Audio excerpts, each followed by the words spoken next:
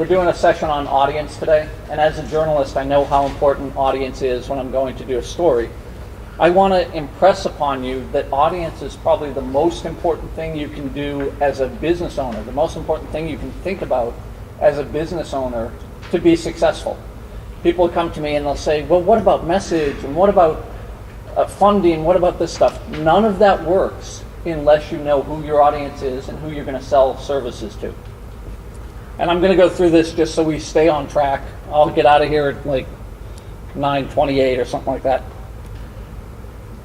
And some of the slides are a little dark, but at the end, you're going to get a link that gives you a PDF of this whole presentation. So you don't need your pens, you don't need any of that stuff, except for that one slide at the end that gives you the link. This is my website, and as Tom was saying, what qualifies me to talk about audience and talk about message is that for 21 years, I've been a freelance journalist. I've also been writing marketing and doing advertising and creating messages for audiences all over the world. For companies like Brookstone and Fidelity and Uno's and Tweeter. I didn't put them out of business, but I did some writing for them as well. And also for Nessun. The 150 sports stories per night were a requirement. I had to go in there at 6:30 at night. The sports ticker would run with just sports results from all over the world, and I'd have to write stories that would then run when they were off the air. They weren't always a 24-hour sports station, so they would do a dog report, and then my stories would run for 12 hours until the afternoon when they ran the dog report again and got into hockey and everything else. So buckle up. We're going to go through this pretty quick. It's a little stuffed dog in a seatbelt. I'll describe the ones that you can't see. We tried to kill the lights, so some of this would work. You can ask questions at any time. I'll give you my contact info at the end as well if you want to email me or find me on Twitter. And we will talk social media for a second. But there is also a great social media session after this. So I'm not going to dig into Twitter and Facebook and everything else. Audience is simply anyone you're trying to connect with in doing your work, in conducting business. And as a business, you have to think about everyone that you're going to converse with, engage with, whatever the new buzzword is, anyone that you're going to connect with. The trouble is that there are a lot of different audiences that you have to think about. It's not just the person coming through the door who is going to buy your product or service or figure out what you're up to. To be successful, you have to determine, It's really cool to have some of this stuff drop, but when you back up through the slides, it gets all jumbled. When I'm talking about other audiences, I'm also thinking about the government. If I'm in your way, let me know. The government, the media, your clients, your partners, your staff. Everyone that you come in contact with when doing business is someone you have to engage with and converse with. And it gets so difficult these days because if you look at historical figures, we're getting jammed. People aren't excited to spend money. I mean, I am, but I don't have any. If I had money, I'd be more excited to spend it. But people don't have the confidence they once had that businesses are going to give them good products and good experiences. So you can get ahead of everyone else in your sector that you compete with if you're thinking of who you're dealing with and giving them information and services and products that answer the promise that you're putting out there. I have a few of these little comics going through here. This essentially says that, well, if you want to control the message and control how your audience feels, then handpick them.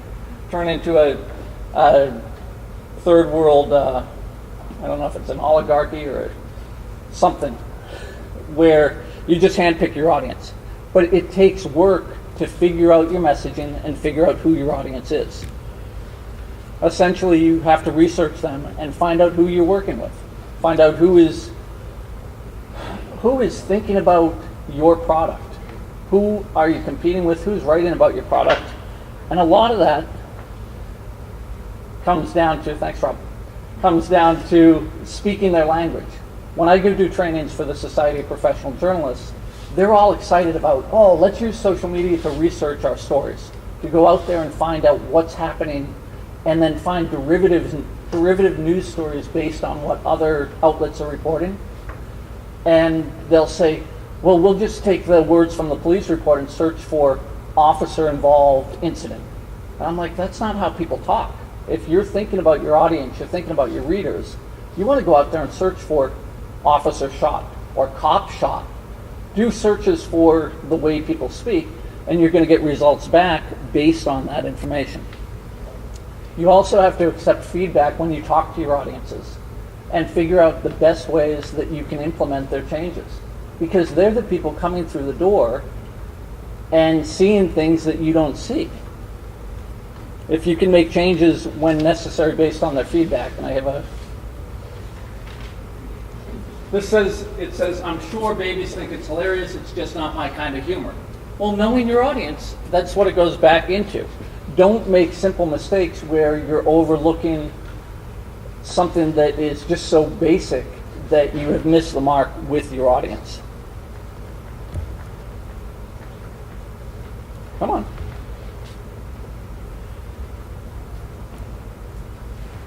I think it's Tech Day Camp, right? You also have to develop relationships with people and know what they're thinking. So this is one of my favorite slides. It's a billboard that says illiterate, and then urges people who are illiterate to write for free help. And I'm like, seriously? That's one of the biggest errors in knowing your audience. If you're marketing to people who can't write, you're not sending them written stuff out there. So the key is how to engage using different tools, which is think cocktail party. What we were doing right here is we set up is wandered around and said hi to people, asked them what they did, find out why they're here. And you're not running up to someone and saying, here's my card, come buy from me. You're asking them questions. You're thinking like a journalist and trying to elicit some information from them, which then gets you connected to them in a more robust way. I love the whole journalist thing just because that's what I know. I know how to interview people. I know how to get information from them. I know how to go beyond and think about, well, why do I want to talk to this person? Why do I want to find out about them? And what's interesting? Everyone has interesting stories, so you have to start thinking that your audience also they have value to you as someone who's buying the product. They also have value as someone who can give you information back. Darn you lights. This is one of the Sun cards where it says, Dear customer service, your infomercial stated, I only need to make 4 easy payments of $79.99. It's 2 a.m. on a weekday and I'm watching. Know your audience. If you're up at 2 a.m. on a weekday, you don't have to go to work the next day. You probably don't have 4 easy payments of $79 to give to the product. The biggest thing, the next slide is probably the biggest thing you have to remember, and every company runs into it. You're not the audience. When you sit there and present a new marketing plan for your CEO, for your marketing team, for your advertising team, for your PR agency, and you all fall in love with the concept of who you're going to be and what you're going to transform into, you have to realize that you're in a closed room. You're talking to yourself. And a lot of companies fall into that trap because it's just easy to get feedback and say, okay, well, the company's being driven by what the CEO tells us to do. The company's being driven by what the owner wants to happen. I had dinner at a new restaurant the other day, and my wife and I were talking about, do you think these people have any restaurant experience? And I said, they don't need specifically restaurant experience because you can hire people that know how to do that. You can hire staff that does have restaurant experience. What they need to know is what every diner wants from that experience coming through the door. If they've gone out to eat 1,000 times, they're probably pretty well qualified to know what shortcomings and what positive things happen in a restaurant. So I'm fully comfortable going back there because they cared about their audience. They cared about people who were coming through the door. Think like a customer. Some of these tips are fairly common sense, But think like a customer. Go outside your company and do what they're doing on Undercover Boss. Come back in and go through the whole experience. Start from scratch and say, okay, if I just walked into the store, what's the first thing I see? What's the first display that hits me? Am I a little annoyed that I don't see prices on stuff? Am I a little annoyed that things look a little messy in certain areas and not as well organized? Or that someone didn't greet me for 10 minutes while I was wandering through the store? Again, depends on what your business is, but there are different styles. One company that I really think gets it is Best Buy. And they have a stormtrooper and then one of the Star Wars Imperial Guards. And the sign says, "We have the droids you're looking for." They know their audience. They know that nerds are thinking about droid phones, they're thinking about new technology, and they know that they can get this stuff at Best Buy. And like I said, when you get this thing at the end, you laugh. You love it. I lied. The other slide that I told you was the most important slide was not. This is. So read that and think about that for a second.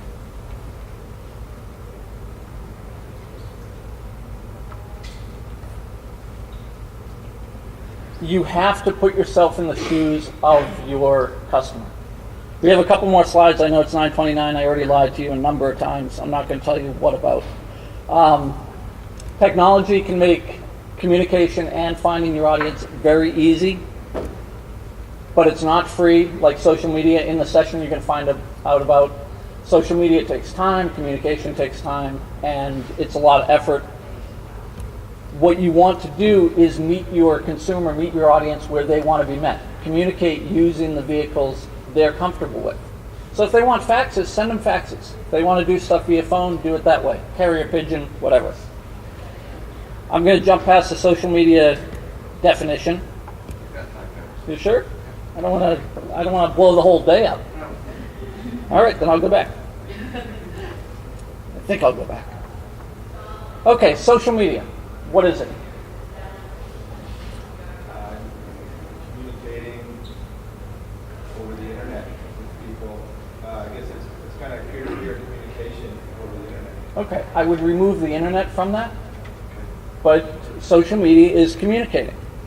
What I like to tell people is that social media equals smoke signals and postcards. Think about a postcard. Last trip you went on, you filled out a postcard, sent it back.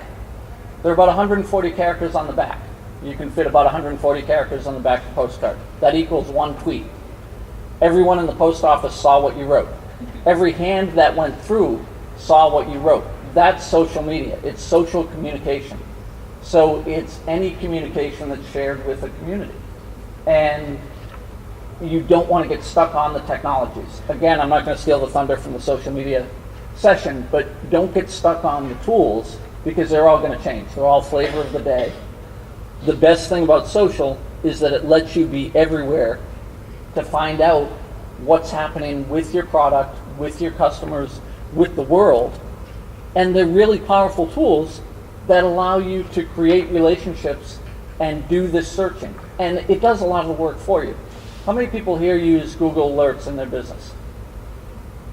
Okay, a handful. Google Alerts are a Google tool, all free or semi-free because they steal your soul and your information. But Google Alerts allows you to set up searches on different keywords that then get returned to your email box as they happen, weekly, daily, whatever, and you can whittle down the amount of information you get back, but it does it automatically. So if let's go back to your business owner who has a salon, put in every competitor's name, put in every product name, put in luminaries who come get their hair done or whatever service is done at your salon, so that you know what's going on in the world around you as it relates to your audience. If you're a journalist on a political beat, you put in every candidate. You put in every other reporter who covers that beat. You put in any of their aides, anyone above and below them, and I suggest heavily that people should have no fewer than probably a dozen or 15 alerts for one set topic.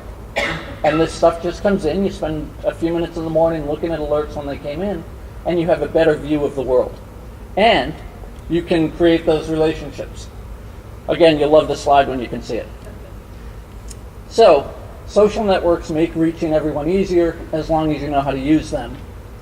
I'm going to give you this cheat sheet, which, again, some of you guys are a little far back. Twitter, it says, I'm eating the hashtag donut. Facebook says, I like donuts. MySpace, this donut is stale. Foursquare, this is where I eat donuts.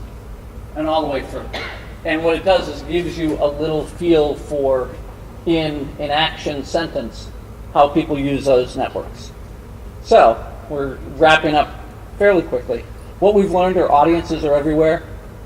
You need to put in the effort to connect with your audience, know who they are, and know then what messaging you can create that's going to resonate with these audiences. And if you're good with connecting your audiences to your business and to your message, you're going to be more successful. And that's it. Now pull out your pens or your iPads or whatever you have. You can reach me there. You can put some comments on any one of my 6 blogs on my website. You can reach me on Twitter because that's the social network I use the most. And to get this PDF of this with the slides you'll be able to see, you can download it at jeffcutler.com/audience.pdf. And I don't know if we have time for questions. I don't know where, or we kicking everyone up. One or two. Okay. If you have questions, I'll try and answer them. If you don't, I won't answer any. I'll just stand here for applause. All right, we'll take the applause. Thanks.